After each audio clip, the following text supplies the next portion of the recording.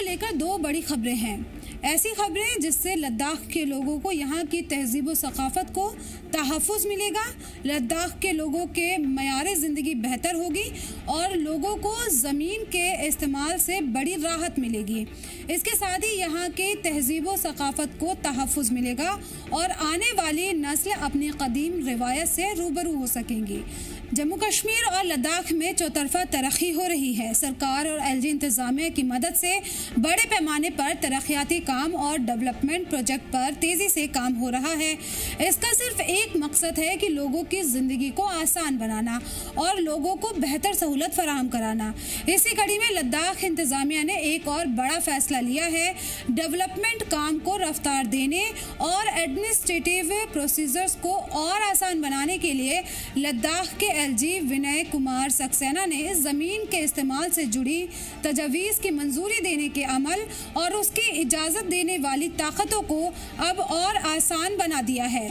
अब नगर पालिका इलाके के बाहर डेवलपमेंट प्रोजेक्ट के लिए ज़मीन के इस्तेमाल में तब्दीली की मंजूरी चीफ सेक्रेटरी और डिविजनल कमिश्नर भी दे सकेंगे।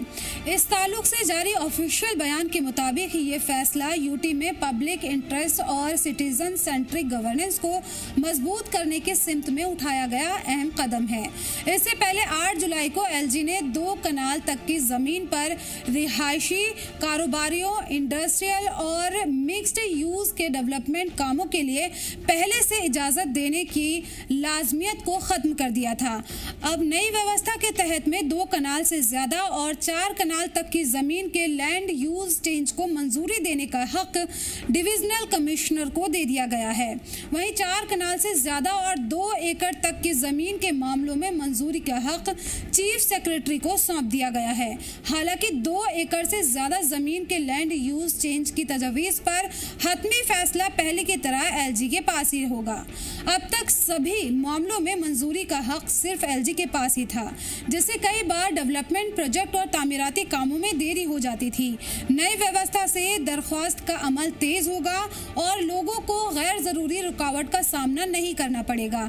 इस बारे में इंतज़ामिया का कहना है कि ये फैसला पीएम नरेंद्र मोदी के ईज ऑफ लिविंग और ईज ऑफ डूइंग बिजनेस के विजन के मुताबिक है। लद्दाख में अभी तक मास्टर प्लान और जोनल डेवलपमेंट प्लान नाफिज न होने की वजह से लैंड यूज से जुड़े मामलों के कई तरह के प्रैक्टिकल परेशानियां सामने आ रही थी।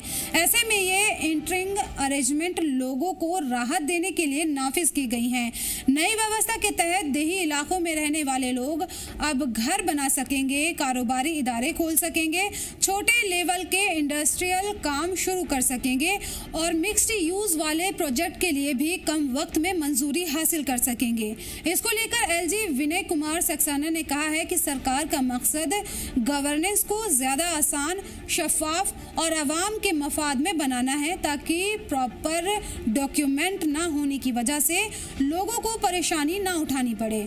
उन्होंने कहा कि यह फैसला डेवलपमेंट को बढ़ावा देने के साथ साथ माहौलियात और प्लानिंग रिलेटेड रिक्वायरमेंट्स के बीच में तवाज़ुन के बनाए रखने के लिए लिया गया है। इस बारे में रेवेन्यू डिपार्टमेंट को नगर पालिका इलाके के बाहर लैंड यूज़ और तामीराती सरगर्मियों के मुअस्सर इंतज़ाम के लिए तफसीली हिदायत जारी करने के ऑर्डर दिए गए हैं। ये व्यवस्था तब तक नाफिज रहेगी जब तक कि master plan, zonal development plan और रिलेवेंट स्टैट्यूटरी रूल्स नोटिफाई नहीं हो जाते। इसके अलावा लद्दाख इंतज़ामिया ने एक और अहम और बड़ा फैसला किया है। लद्दाख की तारीखी और तहजीबी विरासत को महफूज रखने की सिमत में एक बड़ा कदम उठाया गया है। लद्दाख के एलजी विनय कुमार सक्सेना ने यूटी के 23 अहम हेरिटेज प्लेसेस को प्रोटेक्टेड मॉन्यूमेंट यानी कि महफूज यादगार बनाने की मंजूरी दे दी है। इस अहम नोटिफिकेशन के बाद में इस तारीखी और आसार कदीमा की अहमियत रखने वाले मकामात को कानूनी हिफाजत मिलेगी, जिससे कि इसके तहफ़्फ़ुज़, मरम्मत और असली पहचान को बरकरार रखने का रास्ता और मजबूत होगा।